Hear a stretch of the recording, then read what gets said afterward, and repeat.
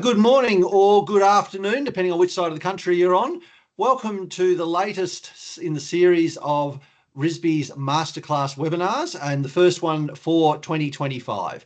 Today we're looking at what Blue Crude could mean for the rail industry and will be presented by Tim Dangerfield.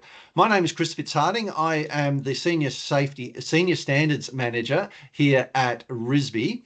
And I'd firstly like to start by acknowledging the people of the Whadjuk Noongar community, which is the traditional owners of the land on which I meet here in Perth, Western Australia. And I'd like to pay respects to all elders past and present and any Indigenous people who happen to be with us today. There's a very strong push, obviously, within the rail industry and across all industry around net zero. The ARA last year presented a critical path to decarbonising Australia's rail rolling stock report, which raised some really interesting points. Half our diesel fleet of locomotives will probably need replacement within the next 10 years. So this is a fairly major change, and we need to start looking into what does that look like? Do we continue down the current path or do we need to look elsewhere? The problem is that a lot of low and zero emission rolling stock isn't quite commercially viable at this stage. Now, whilst rail only contributes about 4.5% of the transport emissions here in Australia, which is obviously very low and one of rail's strongest points in net zero, we still need to do our part. So it'll be really interesting to see what other options we've got aside from some of these new technologies like hydrogen and battery. So today we are having a presentation from Tim Dangerfield. Tim Dangerfield is the Systems Integration Manager and Chief Engineer at Rail Connect New South Wales. Tim's got nearly 20 years in the industry as a chartered mechanical engineer, working in senior roles on rolling stock projects around Australia, including the Queensland Next Gen rolling stock project. I really am looking forward to this one, as I'm sure you all are. And at this point, I'd like to hand over to Tim. If you have any questions, please go to the top of the screen. You'll find a Q&A button there.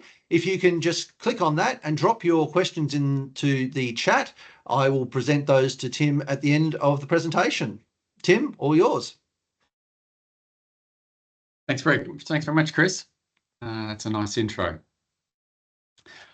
Okay, hopefully everybody can see my screen, but I'll start by saying this presentation is not the first time I've done it. I did this at Ausrail late last year, and someone obviously within the RISB community saw it and thought it sounded interesting, and they've asked me to do it again.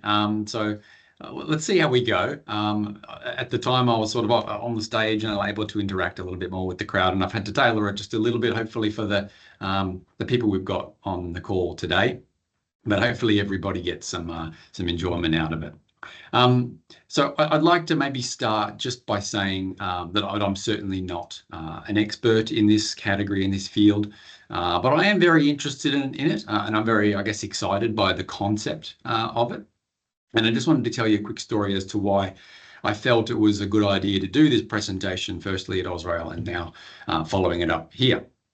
A couple of years ago, I got the opportunity to go to a decarbonisation conference where I got to know some people there, and I found it quite fascinating. That was probably 3 years ago now, actually.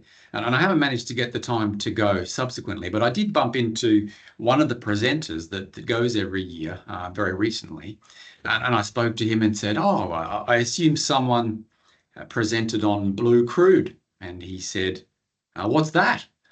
And I thought to myself, well, if they have not presented or even acknowledged this at all in the last, say, 3 years of decarbonisation for rail, maybe it's an option for me to sort of get this word out there and start to make people realise that there might be some alternative options.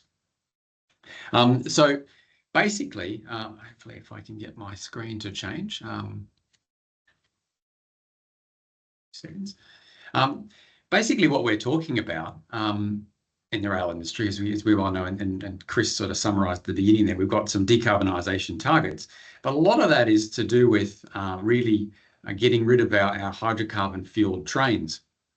Whilst this is courtesy of Back to the Future 3, and they weren't unfortunately sending a diesel loco off a bridge, but you get the idea that essentially all of our rolling stock fleet we've got that is not electrified essentially can be thrown into a quarry almost. I mean, that would be a pretty unfortunate waste.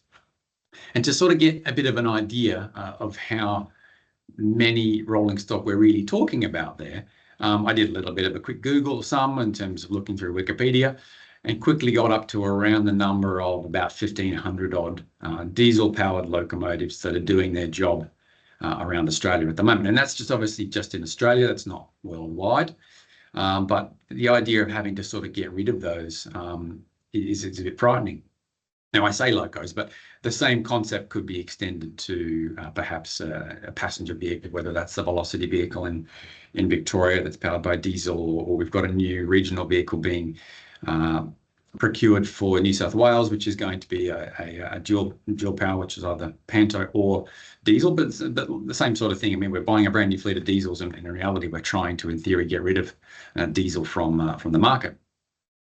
So if we were to just put I guess just a rough number, make it $10 million per loco across 1,500, that's sort of $15 billion worth of locos that are running around right now, which would not necessarily have a use.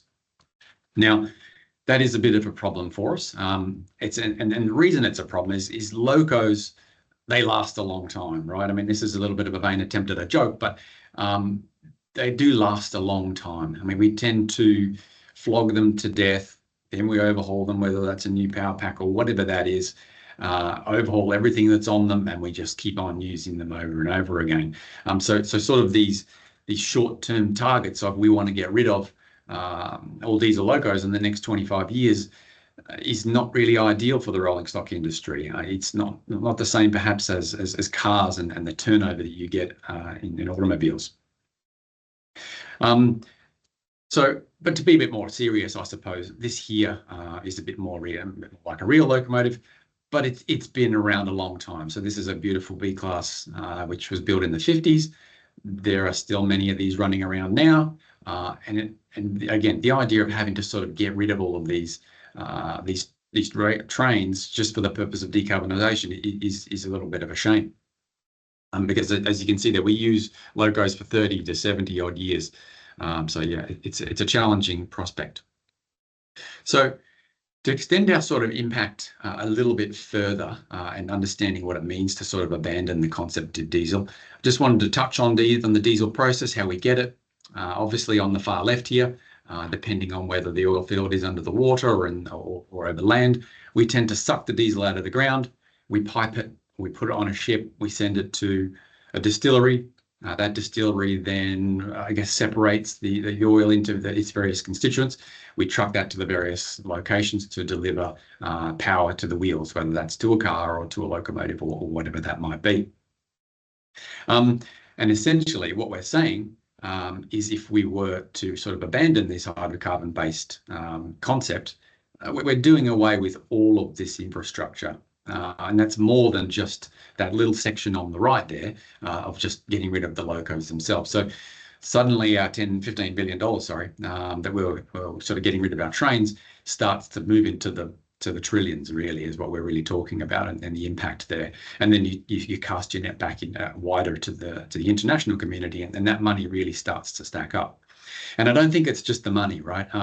For me, the idea of needing to abandon all of this is a bit of an environmental disaster in itself. I mean, whilst everyone likes to think that reuse and recycling and all these things of old equipment is going to be efficient and effective, I think in reality, there's going to be a hell of a lot of stuff that's made brand new. There's going to be a hell of a lot of waste. There's going to be it's as I said, I believe it's a bit of an environmental disaster in itself, having to make new somethings in order to replace what could potentially be perfectly good things that are already being used as part of a process for delivering power to our wheels.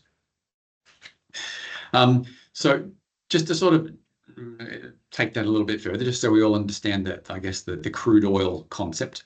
We get that crude oil from the ground, we take it to a distillery, and they put it into go through a distilling process, and we get it's a number of different products out of it.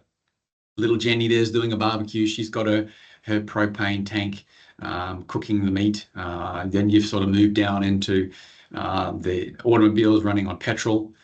You move a little bit further down through that distillery, and you get I suppose the heavier and heavier fuels of kerosene, which is basically or aviation fluid. You move a little further down through that stack, and you get to a diesel, which is where we've got sort of the carbon 14 and carbon 20 chains. You move further down the process again, and you get into sort of your ship oils, which are a lot thicker and more slurry-ish. And you can see the carbon chains are getting longer and longer.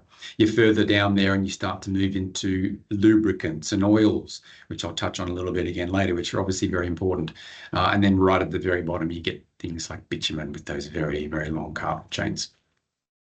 So what proportions of these various things do we get from I suppose, a barrel of oil? Well, the majority of it you can see on the 43% there, and these do vary, I'm sure, slightly with different processes, etc., and different refineries. But essentially, you get the bulk of it is petroleum to be used with our cars and these sorts of things. We get a really good sized chunk down there of 23% of diesel. Over on the left at the bottom, there's 9%. You get that sort of your aviation fuel, and then the last quarter of really of that proportion, you get things, all the rest of those which I mentioned before. So diesel's a really good portion of that. Petrol is a significant portion of that, and aviation fuel is also a significant portion. So what is our current strategy? Well, there's a lot of time and effort being expended into figuring out how to haul our freight around the country using a locomotive along the lines of either a hydrogen locomotive or a battery electric locomotive. Now we'll get into some of the issues that we're all facing there in a second, but those are essentially the two strategies that we seem to be taking. There are some other things which I've sort of seen on the internet. People have ideas of micronuclear reactors and these sorts of things, which you could probably fit into a 40-foot container, but I think that we're a very, very long way from anything along those lines. So are we the only ones facing this problem? And I think the answer to that is very much no. So the aviation industry, in fact, is pushing very hard for the same technology which I'm presenting here today. I mean, because they really don't have a lot of options. I've seen tests of battery electric planes, but when you actually look at those, they're covering a reasonable distance, but they're extremely lightweight, they're extremely boutique, and I think the concept of getting anywhere carrying any significant number of passengers off a battery is going to be a difficult challenge. And then the other option is, let's just say they were to apply some kind of a hydrogen fuel to a plane. Well, the infrastructure you need to constrain the hydrogen is significant, and you would be basically I suppose, losing a lot of your payload capability in order to carry that fuel, which is, again, a shame. So as I said, the aviation industry is very much interested in this blue crude, which we're talking about today.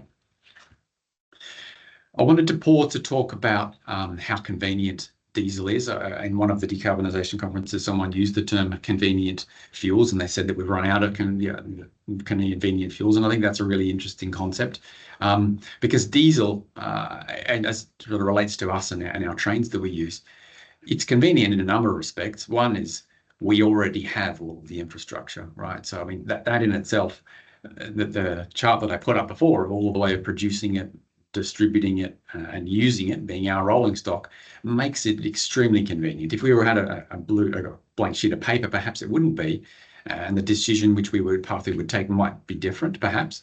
But diesel is an extremely convenient fuel, and that we're already using it, we're already up and running.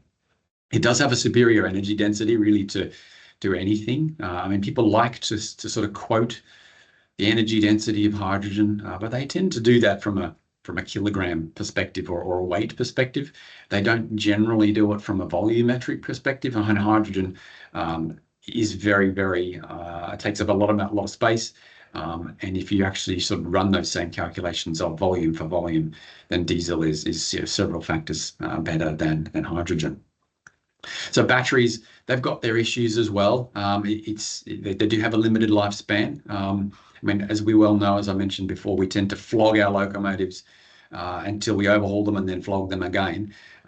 We really do use them significantly, and the lifespan of these batteries, and to be able to continue to perform at that peak of delivering the freight that we want, or the resources that we want to send around the country time and time again, I think the lifespan on these batteries is going to be shorter than we would like, purely from that capability perspective. Now, there's a strategy I've seen where they're handing down those batteries to perhaps less demanding uses, I suppose. You could set them up in small communities and these sorts of things which can use that power, use the batteries for much longer, but ultimately the writing's on the wall for those batteries and they need to be thrown away eventually. There's a significant fire risk, which I'm sure some people on the call today have sort of dealt with in terms of looking at the safety aspects of batteries on trains now, and they're dealing with it in the automotive industry, and it's very difficult for in the rolling stock industry to accept some of those risks. So that is a challenge. And as Chris was sort of saying at the very beginning of this presentation, our energy density, whilst it's getting very good, it's just probably not quite where we need it to be in terms of delivering what a diesel train with a tank of fuel can do for us. Hydrogen. So hydrogen, as I was saying, yes, it's got a great energy density from I guess a volumetric perspective, but it's sorry, from a weight perspective, it does have its problems. So it's a tiny little molecule. It wants to get out of whatever we can trying to constrain it with. Because it's so large, the pressures that you need to constrain that are very, very difficult to do. It's difficult to transport. It's difficult to store. It's got a lot of hairs on it, if you like. And whilst perhaps running like an LRV around town and some small local places to sort of refuel that might be a convenient way to go, I think we're going to struggle a little bit in terms of sort of being able to haul any significant amount of freight or what have you around the country. I mean, I heard a fact, or a stat, should I say, that you need roughly 20 tons of steel to constrain a ton of liquid hydrogen. I mean, that in itself tells you that that's a lot of effort you need to be able to sort of constrain that amount of fuel, compared with maybe a couple of 100 kilos or a few hundred kilos for a diesel fuel tank. It's a very different strategy that you need to take. So what is diesel at the moment? Well, we basically, as I was saying before, we pretty much just suck it out of the ground. It's pretty easy to do. It sort of falls into that group, as I was showing with the distillery earlier, of around sort of carbon 14 to carbon 20, plus or minus a little bit. And it roughly looks like that little molecule there, with a bunch of hydrogen sort of hanging off the side of the carbon molecules. But unfortunately, as we know, it's got a limited supply. It's going to run out. And obviously there is the negative environmental impact, which is really the driver behind all of the carbon targets that we've got at the moment.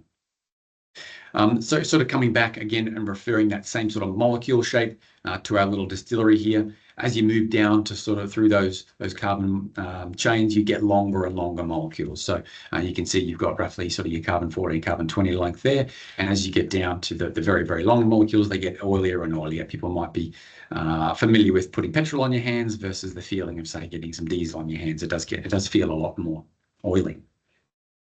So before we get any further, I wanted to just pause to talk about what's a fuel source and what's not a fuel source. Sometimes people, they get confused or what have you. They sort of think of hydrogen as a fuel. Well, in reality, it's not a fuel source, right? Yeah, we don't get it for free like we do wind or solar. And essentially, fossil fuels are free, and that all we need to do, as I was explaining earlier, is we just suck it out of the ground. What is a fuel source is something essentially that the planet is giving us, right? So wind or solar are very popular, and they're becoming even more popular. Hydro in places like Tasmania, for example, is extremely popular, but they're lucky enough to have the rainfall, and they're lucky to have the altitude and these sorts of things that help hydro be successful. Then there's other places that use things like geothermal. But I wanted to make sure it's clear on what is not a fuel source. So hydrogen is not a fuel source. It's basically really a means of, or a medium for capturing energy, which you might have got from a fuel source, whether that's wind or solar, carrying it, transporting it, storing it, and then extracting that energy at the wheels at the other end. So obviously those ones in the red there, they're a little bit less popular due to the environmental impact they have. But yes, those definitely are fuel sources. So on the right, I just wanted to touch on a few here. What's interesting is I've seen quite a bit of development in flywheels. Those definitely are, people are investing quite a bit of money in the concept of using wind and solar to generate the power during the day, and then extracting that energy again out of it from flywheels, which is actually a very, very, very old technology, but we're getting much, much better at doing it with things like magnetic bearings, etc. And for those that haven't heard of a concrete battery, do yourselves a favor and look up what a concrete battery is. And there's a companies called, like I think Energy Vault is one of them, in places like Switzerland and China, where they've got quite elaborate computer controlled stacking system, which again, they use the energy, the fuel source, the wind or the solar, to basically use a crane with, as I said, a software that actually stacks in a nice intricate method, large, huge concrete blocks into a very, very tall tower. And then that night, the same computer software will unstack those same those same concrete blocks and extract the energy using a generator rather than using it as a traction motor. Fascinating stuff. But those obviously are not fuel sources, they're means of storing the energy, which comes to sort of this category of it is energy storage. So what if diesel, or any hydrocarbon for that matter, could actually be moved, I suppose, from the source across to the storage side of things, which is sort of the concept by which this presentation is about. Could we move it from one side to the other? And I suppose when we talk about that, we finally come to the topic of my presentation, which is Blue Crude. And it took me 19 slides to get here, but essentially what the concept is can we use diesel, or as I said, petrol, whatever we like, the hydrocarbon as a storage medium rather than purely a source that we're extracting from the ground. Now, I wanted to be clear, what we're not talking about is biodiesel. Sometimes people might get confused. E-diesel is not biodiesel. It's not the same thing. Biodiesel is where you grow crops and essentially use process by which you create a diesel-like product, which can be burnt. There has been limited success in using this biodiesel and burning it in engines purely because it tends to sort of cause damage to those engines, and you need to sort of mix it with the value of the proportion of normal diesel. Unfortunately, and I personally don't think that's the right answer. All we're really doing is consuming precious resources for we could be using for our food in order to sort of produce diesel. It doesn't really sound like the right answer to me, but they are very, very much different. Just wanted to make that clear. So what is blue crude? Well, the process of creating blue crude is essentially using energy, and now we would obviously be using renewable energy because that's what we're trying to achieve. And you basically use a process of carbon sequestration. So you extract carbon from the atmosphere, the carbon dioxide. You manufacture hydrogen, again, using that renewable energy. And you pretty much mash them together in a process, and you produce of many and varied hydrocarbons using this process. Now, we're going to probably get better at producing different proportions of those hydrocarbons. As we look on the very right-hand side here, we've got this old pie chart, which I showed at the very beginning. I'm sure with improvements or changes to the way that they go through that process, those proportions can probably be different. But essentially, all we're really doing is we're manufacturing crude oil by mashing the high carbon and hydrogen together in the right way, and you get these carbon chains. It's quite fascinating. So and whilst it might be very, very slightly different in terms of those proportions, you pretty much get the same product that we can distill and actually burn at the end at our wheels and in our same locomotives without any impact, because we don't have those sort of funny little molecules attached to the end of it, because it's not produced by a plant. It's actually produced by us, if you like, and controlled by us. So there's obviously a hell of a lot of industry investment on the far left-hand side. Their renewable energies are up and running. We're definitely devoting a lot of time and energy into producing those.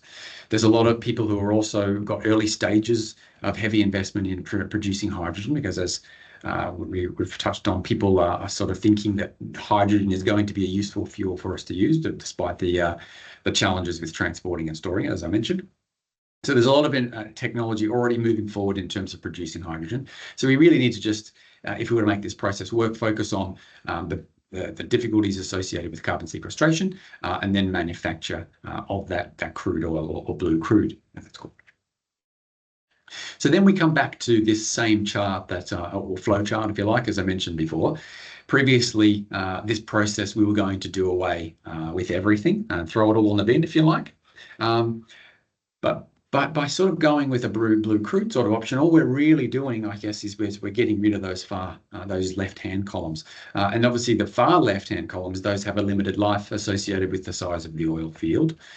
So those would be decommissioned as those oil fields end up sort of drying up anyway. And perhaps the use of those crude oil ships could be made by perhaps shipping blue crude around the country. So there's not necessarily all of that is going to be wasted. So essentially, yeah, we'd just be doing away with the far left-hand side rather than the entire infrastructure associated with the full process. So really then what we're talking about is getting that process on the right-hand side, so the existing infrastructure, and we're bolting on the new infrastructure or the new technology that we need in the middle of sort of what we're already under construction of renewable energy resources. And we sort of bolt that into the middle there, whereby we sequester the carbon, we manufacture the hydrogen, which we're already focusing on, manufacture the blue crude, and then we sort of end up using much of the same infrastructure that we've already got. So what issues have we got with this process? So there has been a lot of people talking about carbon sequestration, and I think it sounds interesting, but I think most of the problems people are having with the concept of it is they're really talking about CCS, stands for carbon capture and storage. So we're really talking about capturing that carbon and trying to lock it in a vault somewhere, whether it's underground or whatever it might be. And there's obviously associated risks with what if that was to escape again, what if that was to leak, then we end up back in sort of the environmental disaster that we're heading for at the moment. So those are definitely some risks that wouldn't exist if we sort of created this circular process. Consumption of valuable hydrogen. Well, yes, hydrogen is expensive to produce, and it takes energy. But obviously, if you do it in terms of mass scale, there's an upward trajectory in terms of people investing money and making it happen, and I think that process will get better. And the others will say, well, you're still emitting carbon dioxide. And yes, we are still emitting carbon dioxide, but it's the same carbon dioxide that we sequestered to begin with. So we captured the carbon, we put it into the process, we put it into the diesel loco, and it burns out and it releases it again. So it becomes a little bit of a circular process. And whilst I don't think it's going to be 100% circular, I think if we were to reduce it markedly down to sort of 80 or 90% efficiency, I think the fact that we do have a planet, right, and the planet is pretty good, and the trees that we have, or if we can all do a good job stop cutting them down, I think that we have a chance of sort of being able to sort of recover, I feel like. Now, there are obviously other little nasties that get emitted associated with burning diesel, but I think, again, we're getting very good at limiting those. If we were to think about the locos that I presented, the nice flashy yellow one built in the 50s, the amount of diesel, the amount of pollutants that thing released compared with what we're doing now is chalk and cheese. So it's significantly reduced, and I'm sure we can continue to improve that and reduce the amount of pollutants that are released during that burning cycle as well. So what are the benefits of this process? Well, as I was showing before, we've got that full end-to-end process. We make use of extensive infrastructure that we've already got rather than throwing all of that away. I think there could be some really wise means of sort of co-locating things like your H2 production and your carbon sequestration at the same location as where you're actually manufacturing those blue crude that blue crude product. And the benefit of that is you actually manufacture the hydrogen at the same rate as you consume it. Therefore, you have no need to compress it. You have no need to store it or transport it. You're basically producing the hydrogen and piping it at essentially what could be atmospheric conditions with very little losses into the process. So there's a lot of benefits there of yes, we're manufacturing hydrogen. Yes, it is an important part of the process, but the problems that you're facing with normally producing hydrogen, storing it, transporting it, and then burning it in a car or a train. You don't have those problems because you're using it at that same rate. And as I sort of touched on earlier, we end up with a sustainable means of producing petrochemicals, which personally I can't emphasize the importance enough of, because I think we all forget that plastic, foam, lubricants, asphalts, all these things, they're all made from petrochemicals, essential hydrocarbons. So we're going to need to keep plastics. We're going to need to lubricate the gearboxes that are run by our perhaps battery electric locomotives, which we still need these products. So to have a sustainable means of producing those and using them in our daily lives is extremely important, that we perhaps forget, because it's overshadowed by the pollution that's generated by, say, a diesel locomotive. So again, we come back to our original question of right now, our two strategies seem to be going from a diesel locomotive to either a hydrogen or a battery electric locomotive. And I guess what this presentation is doing is asking the question whether that's the right decision or the right choice, and have we got any other options in front of us. So what was the goal of this presentation? And as I said from the very beginning of this, as part of the decarbonisation strategy, there certainly needs to be better awareness of the likes of this technology. And people can go and do their own research if they like. But if we look at there's a couple of companies I've listed at the bottom there, Nordic Blue and Sunfire. Both of these guys have got factories that have done pilot programs. Both Audi and Porsche have, obviously, they like manufacturing cars with petrol engines, so they're very keen to see this technology go forward. They've both done pilot programs to show that their cars perform in exactly the same way as they would if the petrol was sucked from the ground. They've extracted it using this process, and obviously the cars work exactly as they should. But these guys have got sort of programs whereby they're up and they're starting to get their manufacturing processes up and running. I think Nordic Blue has got a plan to get up to around 200 million litres a year in the next 5 years. Sunfire's a little bit less. They've got about 8 million litres in the next year, but I'm sure they're going to be sort of ramping their production up as well. And they've got some little nuances around how they get hold of the carbon dioxide. They're also, some are, I guess, purchasing it from other processes as well, which is another option that you can tweak this process. But there's definitely some players around that are actually really pushing this forward. And as I was saying before, the likes of the aviation industry, they're all very, very keen to see this progress. So if someone is lobbying for it, and as we think back to that pie chart, your aviation industry is perhaps that 9%. If we've got a lot of people lobbying that want a piece of the pie, in that the rest of what's probably 2/3 of what's going to be used out of the piece of that pie, then it's important for us to get our hand up, I think, in the rail industry and say we stand to suffer a lot by needing to transition completely away from a diesel locomotive. We would certainly like to see this product work for us. So I guess, again, this was really an awareness piece. As I was saying in the beginning, I'm certainly not an expert in this, but I have done a little bit of research and I find it quite fascinating and quite exciting. So I really wanted to do this presentation at Ausrail and then subsequently here, so that the right people can hear that it exists. Perhaps the right people are in the right circles that are able to, as I said, lobby or put their hand up and say, actually, this technology needs to be endorsed and it needs to be pushed forwards. Because if there are people in the world who are investing obviously a lot of money to try and move this forward because they can see a benefit in it, why is it that this is not a wider known technology and is not being pushed for elsewhere?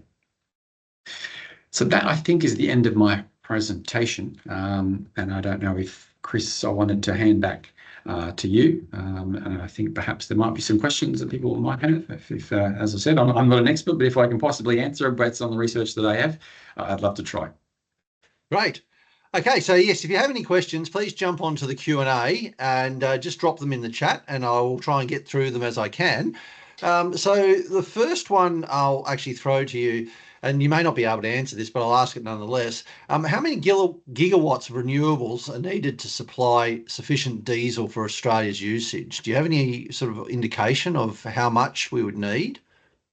That's a very good question. I definitely don't know the answer, but it'd probably be a relatively simple Google search would tell you. I think when I was looking at that last slide there, I had some information on, and I think when I did the research, this it's called Nordic Blue. They're aiming for, let me see what it is here. They're aiming for 200 million litres a year in the next 5 years. So I suppose it's produced in Norway, and I think Norway currently produces about 180 million litres a year of crude oil for their usage or distribution or whatever it is. So what they're hoping for is to get up already to the on par of what they produce/use. Now, that's certainly in no way to say that that's enough to support the globe, right? This is just to put into perspective. I mean, 200 million litres, does it sound like a lot? I don't know. It probably is a tiny drop in the ocean compared to what we're actually needing. But to put it into perspective, that perhaps Norway only produces about 200 million litres of oil already in their existing industry, and they're about to replace that or supplement that with a blue crude manufacturing capability. That makes me feel like, well, maybe if other countries get on board the same philosophy, we're only sort of 20 years away from being able to actually ramp up to the amount that we actually need. Yeah. Oh, thanks, mate. Another question for you. Now, my understanding of the process means that the diesel that would be actually supplied would be exactly the same as what is currently supplied. Is that correct? I mean, does this mean that locomotives won't need any modification to run diesel that's produced through the Blue Crude method? That's how I understand it. Yeah, Chris. So basically, as I was talking about with biodiesel, it's a bit of a funny one because you can't produce the pure carbon chains with just the carbon and just the hydrogen. You tend to get some other bio-related product, which is coming from the plant, which it's clinging to that molecule as part of the plant's growing process, which you can't get out of it, right? And that tends to be what causes the damage to the engines, and that's why they mix them with sort of normal diesel. What we're really talking about is a process where we can control what goes in, and we can control exactly, it's just carbon and hydrogen atoms that are going into the process. So you only end up with carbon chains of varying lengths. And as I was saying, I think it's difficult to control those carbon chain lengths and the proportions that you get out of it. I think people will get better at it, whether that's temperature or whether that's proportion mixed or whatever it is, or pressure. They'll probably get better at changing those proportions, but I think you'll always get a proportion that is starting from methane, ethane, propane, butane sort of thing, all the way down to very long carbon chains as well. It's just about how you then distill that and extract it off. But the actual molecules themselves, they're the same. And that's why I was saying that Audi and Porsche are quite keen to demonstrate that you put some petrol in that's produced using this process. It's identical to petrol that you get out of the Bowser, and the car still works just as well. And hopefully with a performance vehicle like an Audi or a Porsche, they're not exactly just putting down the street. I'm sure they were giving it a rip roaring go to show it's fit for purpose. No, excellent. Based on the current sort of, where we are at with this new technology, is there any indication of the cost to develop the blue crude and getting it to the refineries in comparison to current methods? I mean, is blue crude likely to be a cheaper alternative? So we could potentially see, a price reduction at the Bowser, so to speak? That's a good question. And again, I've done a little bit of research on that. And the article that I read the other day was just around, I think they're aiming for in this, and what is a factor that you need to consider, right, is we're heading towards an energy race, right? Where right now it's very difficult to know what the cost of electricity is or is going to be. And that could very well spike in either direction, depending on how well investment goes and how demand from everybody. And because this is very much heavily dependent on the input, which is the electricity that you need to produce it, that is a massive factor, right? And if everyone stops using coal, gas, and oil, and all of a sudden there's a massive demand for electricity, obviously then buying electricity to produce this blue crude is going to be a bit more expensive. As I was saying, the article I read though, they're looking at around for this I think it was Nordic Blue, where they're producing around 200 millilitres a year. They're looking at around €2 a litre to purchase. Now that's relatively cheap for what is, I think, relatively early technology. And obviously that's going to naturally come down, and they say it'll come down, but it's difficult to predict. And I think the factor that makes that the most unstable will be how much it's going to cost you to buy the electricity to actually put in to the process, because other people are going to be vying for it. Let's just say battery electric locomotives get up. Everybody wants electricity to power their battery electric locomotive, for example, and all of a sudden it's very difficult to purchase. But I think when I looked at that article, it feels definitely ballpark. It definitely feels like it's not off the charts expensive, and it seems viable. Oh, great. Thank you. Another question here. Can the rate of CO2 sequestration be balanced with the production rate of green hydrogen and the manufacture of the green hydrocarbon liquid fuel, thereby reducing the need to store CO2 and hydrogen gas? I think you need to repeat that one for me. Sorry. No, that's fine. Can the rate of CO2 sequestration be balanced with the production rate of green hydrogen and the manufacture of the green hydrogen liquid fuel? So I think what they're asking is, at a given location, can you actually extract the right enough carbon dioxide to be able to feed the process? That sounds like what they're asking. That's a good question, and I don't know the answer. I envisage the concept of if you do it in a windy area, as in the air exchange in that area is sufficient such that you've got some atmospheric air to be able to extract the carbon from.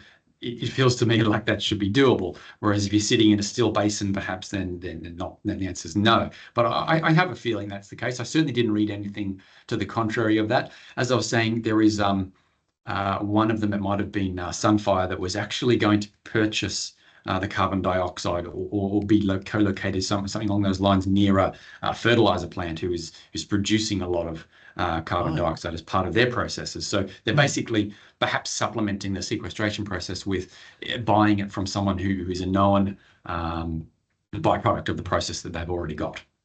Yeah. Okay, great. And that could be very wise as well, because instead of directly putting it into the air and then trying to extract it from the air and produce this blue crude, you're getting it sort of from the source, if you know what I mean.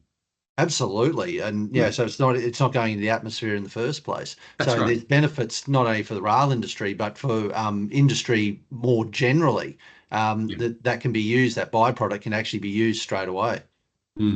Yeah, as I was saying, the aviation industry is very, very keen on this, and there are a few more there's no rail industry related articles I could find anywhere associated with this product, but there's certainly some to do with the aviation industry.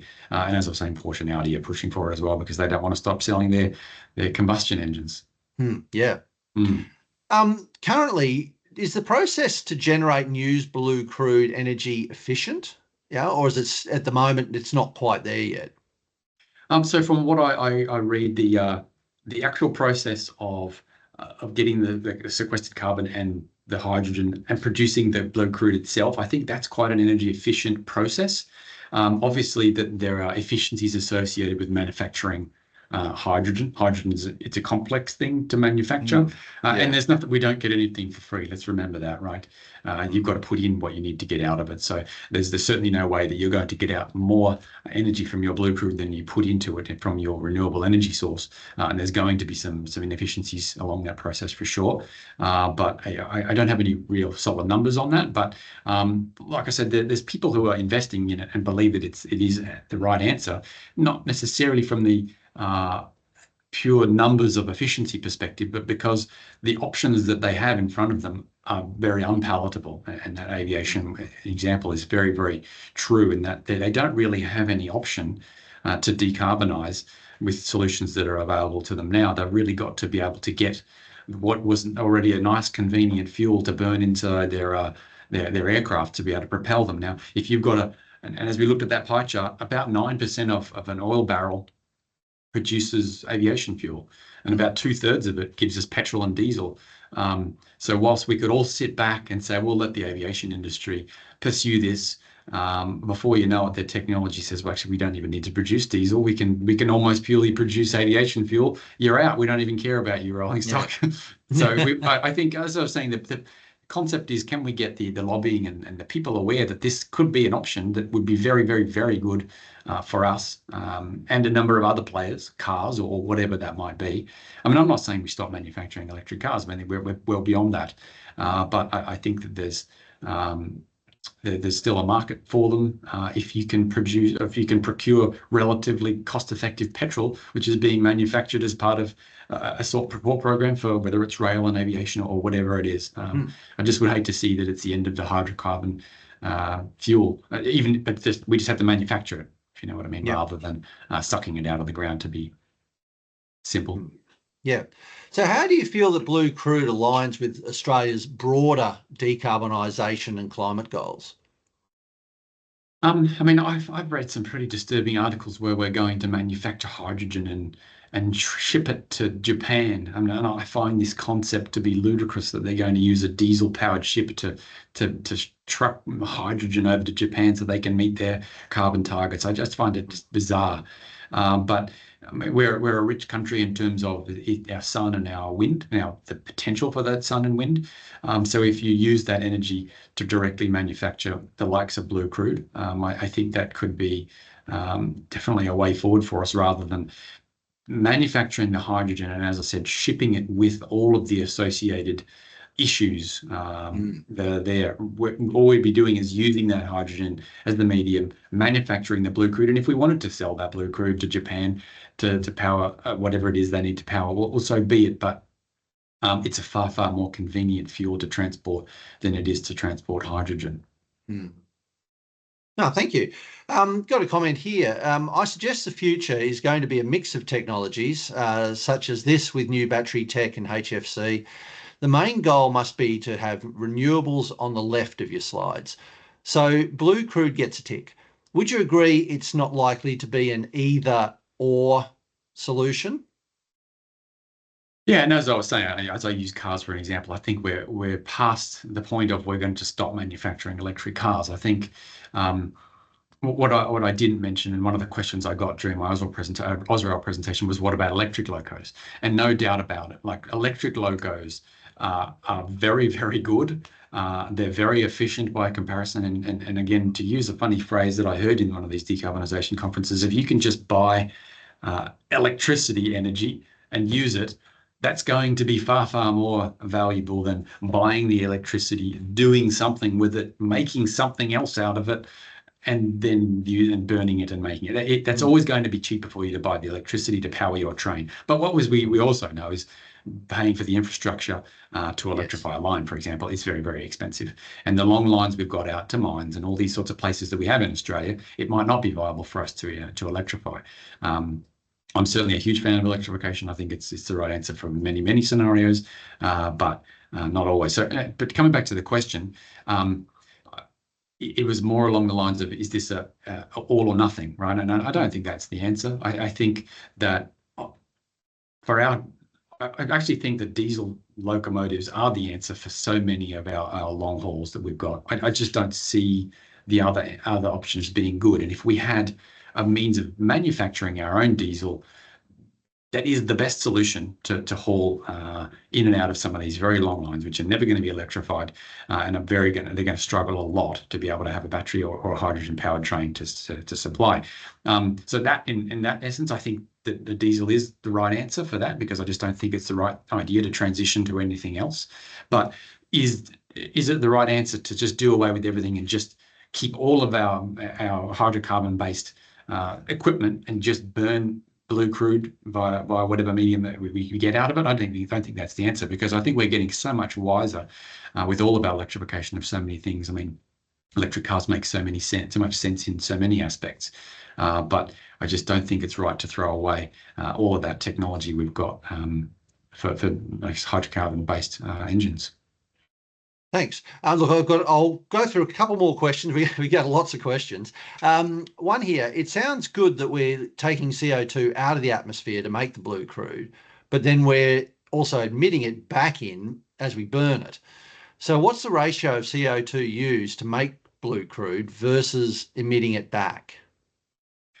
Yeah, and I sort of touched on that a little bit. I think we're not going to be 100% right. I think there is going to be some inefficiencies, but the cycle itself, it has to be of the order of sort of 90-odd%. I mean, we're not sort of throwing away carbon out of the process. I think there are going to be some inefficiencies. So if you can get that proportion down to a number, as I was saying, I think the planet as it is in the way that we're trying to curb the destruction that we've got on this planet. I think there is a balance that we'll be able to strike between what can be produced in terms of carbon dioxide and what can be recovered in terms into oxygen again. And the last thing we want to do is go and sequester all the carbon dioxide out of the earth, and we've got no oxygen to be produced by plants. I think that's not the right answer, but I just feel like there's a balance somewhere. And I don't, and to directly answer the question, though, I don't know what value of inefficiency is, but I don't believe from what I've read that it's a significant number. Oh, thank you. Here's a really easy one for you. Why blue? Good question. Yeah. I don't know. People like to think blue is efficient, right? I mean, batteries are blue and everyone thinks like things that are blue. I don't know. I didn't name it.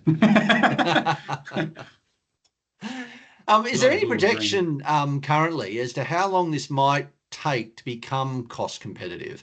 Where the technology is to where it could potentially be viable on a commercial level?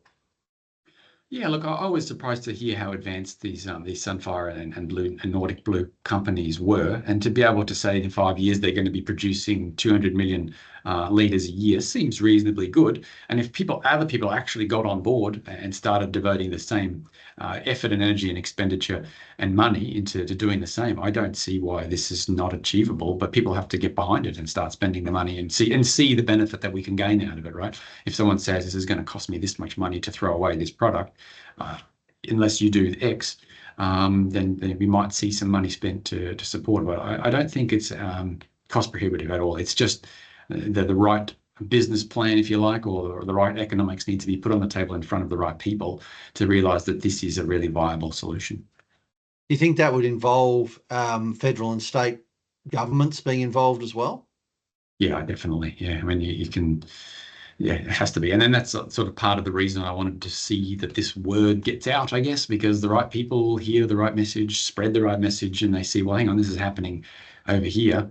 Why is Australia not heard of it? Why are we putting so much money into manufacturing hydrogen? Why don't we use at least a portion of what we're manufacturing hydrogen-wise to do this so that we can save whatever that might be? I really think it's just about getting it on the table in front of the right people, and then action being taken.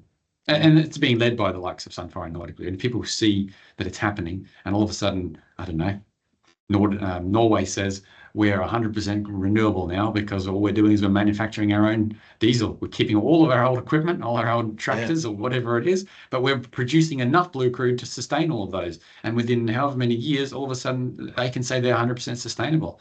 And that's going to be a big ticket for them, I'm sure. I'm not sure how we do the same, but it's really about investment, I think, and a decision. Yeah, absolutely. Do you think there's a market for pure O2 byproduct from the hydrogen production, which could maybe increase the return? I believe it comes out, the byproduct comes out with some hydrogen still, so it comes out as water. And I don't think, unless I'm wrong, it comes out as pure oxygen. I think it comes out as wastewater. Right. All right, great. I'll just go to one more. So how does the long-term financial viability of Blue Crude compare to investing, say, in hydrogen or battery infrastructure for freight? Complicated question. Yes. I don't know the answer. Again, it's about that decision, right? If everybody is motivated and they've got the decision in front of them and they're making that decision, all of a sudden, I'm fairly sure you can make it cost effective. Well, certainly. I mean, I personally think your number on locos was probably a little bit light. I'd say it's probably close to about 2,000. And if you're looking at, like you say, up to 10 million for a new locomotive, aside from the fact that you're spending best part of $2 billion on locomotives, you've now got 2,000 locomotives parked up. What do you do with them? I mean, they're not recyclable. I mean, there'll be components that maybe would be, but now you've got a massive waste issue as well. So it's not, I think for this, it's not just about the Blue Crude. It's about everything that connects to that and how the whole system would actually be a more effective way of using existing infrastructure whilst being more efficient. Yeah, and that's what I was trying to convey, that we've got this big long process of getting the oil to the wheels of the locomotive right at the very end. And all of that would be essentially thrown away in a strategy whereby we abandon a hydrocarbon-based fuel source. And that would be a real shame. And as much as I'd like to think people are going to do their best to reuse and recycle, I think it's never going to happen to the extent that would not be an environmental impact in itself. Yeah, agreed. All right. Well, look, thank you very much, Tim, and thank you everyone for joining us today. It's been a very interesting discussion. There's been some fantastic questions. So thank you to everybody who threw up some questions. We will be holding our next webinar on the 3rd of March, looking at elevating the use of our national rail safety data. What's next? A presentation by Dennis Horton from ONSA. So please join us for that webinar. But until then, have a wonderful and safe day, and we look forward to seeing you all again next time. Thank you very much.